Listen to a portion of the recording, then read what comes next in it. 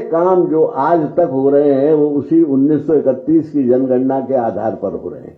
लोहिया जी ने, जैसा कि अभी पंकज जी कह रहे थे, लोहिया जी ने नारा दिया था कि पिछड़ा पावे समान संसोपा ने बांधी गांठ, पिछड़ा पावे 100 में 60।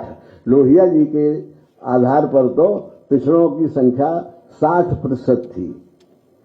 और वो तो एक और बात कहते थे कि जितनी महिलाएं हैं वो सब पिछड़ी हैं, चाहे किसी। तो इसलिए मैं जो बात कहना चाहता हूं, लोहिया जी ने इस पर बड़ा जोर दिया था कि पिछड़ा पावे 100 में 60। उनके हिसाब से 60% पिछड़े थे। उसके बाद एक काका कालेलकर कमीशन बना, जिसने ये कहा कि पिछड़ों की संख्या जोड़ी जाए। उन्होंने कहा कि 40% आरक्षण दिया जाए, यानी उनके हिसाब से 40%।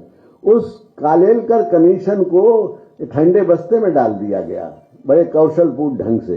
वो तो जब जनता पार्टी आई और जब उसमें पिछड़ों का ज्यादा जोर था तो फिर एक कमीशन बना, और वो कमीशन मंडल कमीशन के नाम से हुआ, और उसने फिर सबको उस कमीशन के आधार पर, उससे पहले भी एक बन चुका था, उन्होंने कहा कि 27% हम करेंगे।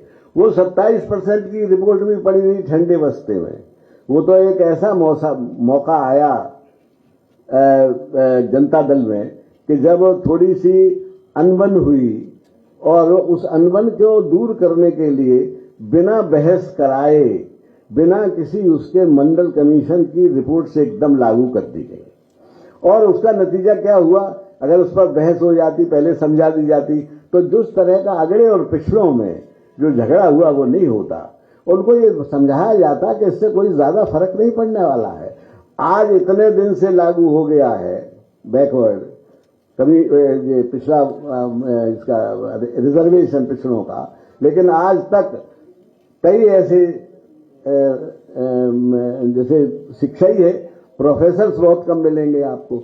और एक बार शरद यादव ने तो संसद में एक रखा था कि करीब 55 से 56 ऐसे विभाग हैं जिनमें एक भी पिछड़ा कहीं नौकर नहीं है।